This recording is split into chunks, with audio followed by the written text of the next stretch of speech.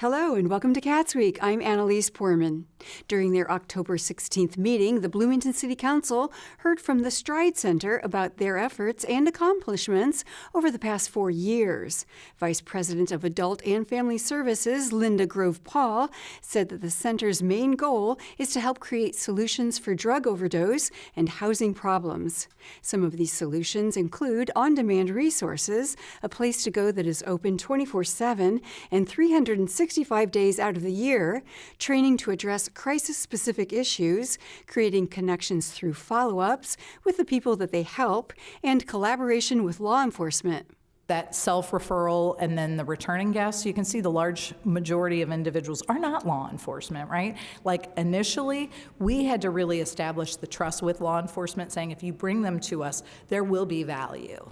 Right? We want to make sure you understand, and now those partnerships are really running strong. The other thing that I haven't really mentioned is we worked very closely with prosecutor's office. As we were looking at like law enforcement assisted diversion, we were saying like, what are the things that we can divert people from? We really want to make sure that if this is, something low level, bringing folks to us, and I see that not only with them, but certainly with the officers as well. People, this population, people don't want to incarcerate, but so much of the time, it's like, what is it? What is the alternative? And with Stride and now with mobile, there is. Next, Bloomington resident Greg Alexander said that West 15th Street's segment along Madison Street and Maple Street is not wide enough and does not have any sidewalks. After witnessing a car hit a pedestrian who had to be taken to the hospital by an ambulance, Alexander said that he and his family are now scared every time that they go or to walk or bike on the road. And he has to remind himself that these accidents are rare. He said he knows this segment of the road is low on the city's priority list, but asked the council how long it will take them to do something about these types of low priorities.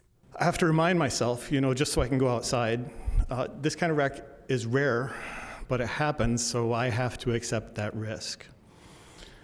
The 15th Street sidewalk gap is very low on the priority list, as it probably should be. There's many worse problems. How many decades until this low priority list gets some attention from the city? Will it take 50 years? Over 50 years, how many pedestrians will suffer this entirely preventable kind of crash?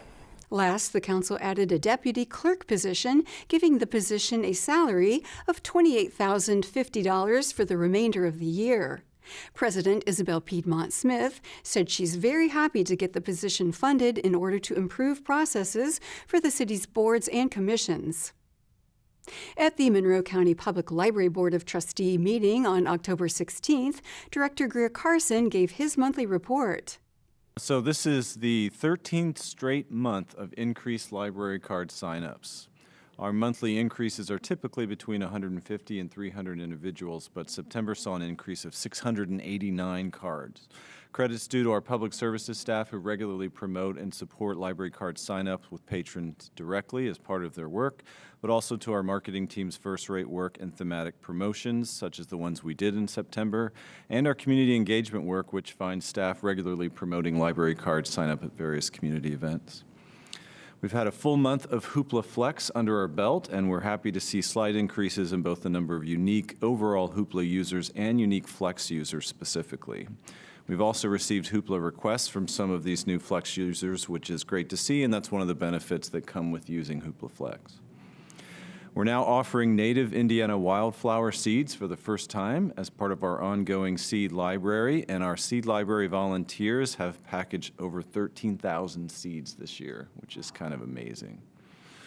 Vital has served 250 individual adult learners so far this year, thanks in large part to our incredible team of Vital volunteers.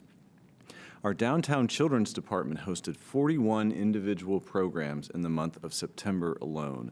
That's an average of nearly 1.5 programs a day for the entire month, and they saw over 770 attendees across those 41 programs. And as we mentioned briefly last month, we had a successful staff day on September 17th. This is a very valuable annual event for us, and as always, we appreciate our community's patience as we close to the public for the day to focus on important professional development and team building activities. Director of Finance Gary Letlier asked the board to approve the 2025 library budget. Last month at the public hearing, we went over the 2025 budget numbers in some detail. Tonight, we have the final step of the budget process, which is approval of the adoption form. The budget adoption resolution is on page 89 of the packet. The first column on the adoption form shows the adopted spending budget for each of the library's funds. The total spending budget for all the funds is $13,263,801.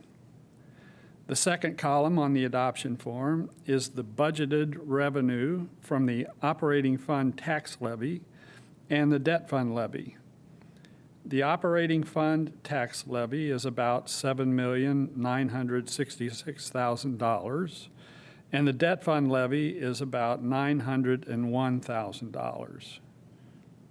The third column on the form is the tax rate.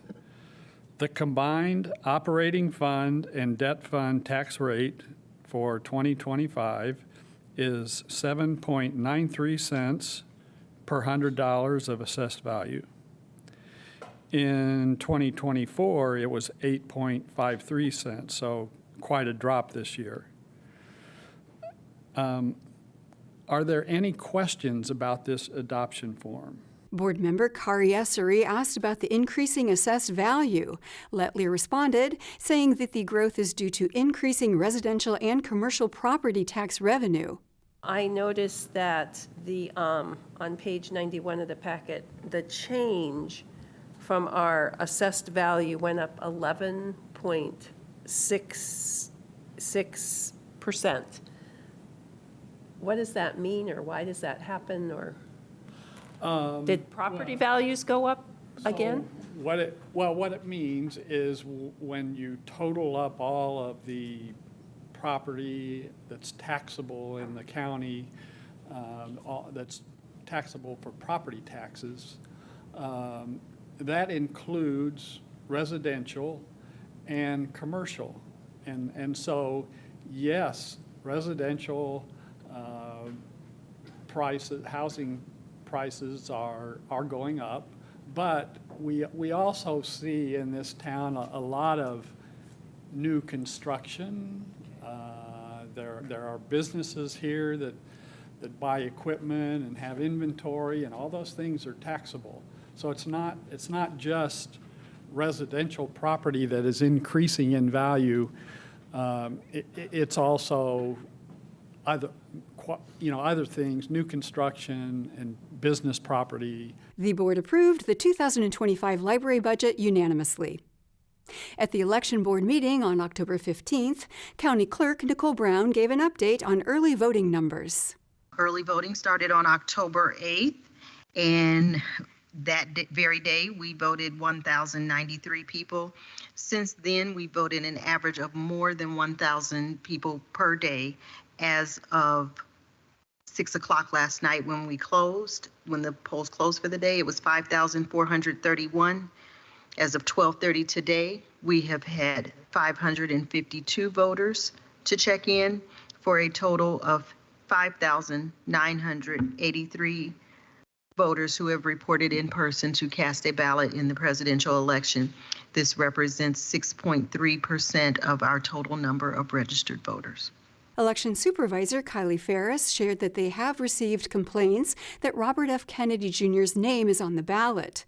Ferris explained that Kennedy did not rescind his candidacy in time to be removed from the ballot. Ferris also addressed concerns about signs in the front of the election operations building. We've had quite a few individuals who are upset about RFK still being on the ballot and are actually also reaching out to... You're talking about Robert Kennedy yes. in the presidential election. Yes. And they've been reaching out to Valerie with IED and a few others up there about it. I do want to make sure that everybody knows that the deadline to withdraw from the presidential race was July 15th, and he did not fill out any paper at all with the state of Indiana. So it's not just the Monroe County ballot that has him on it, it's everybody in Indiana that does have him on the ballot. And then the only other thing that we've really had is about signage.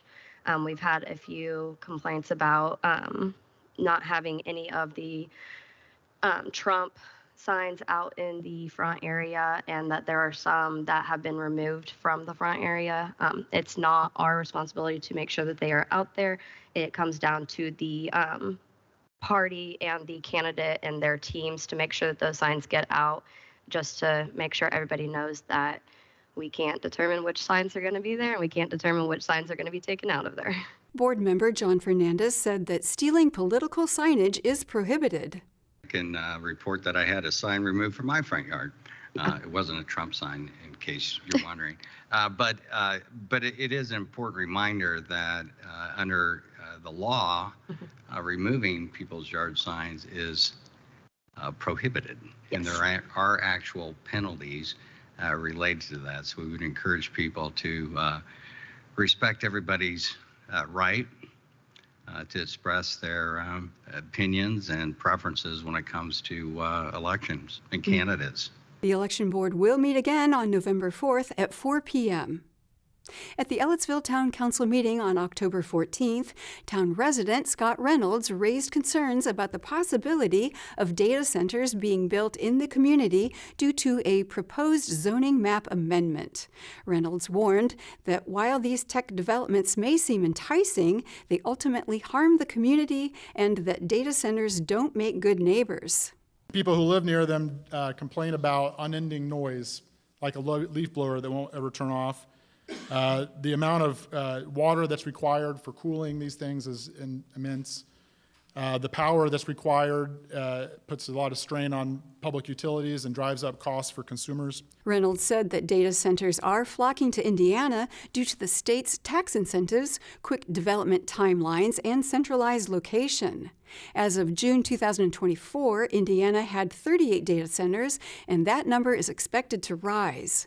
Council President William Ellis asked Reynolds if he knew any remedies to lessen the impact of data centers on residents.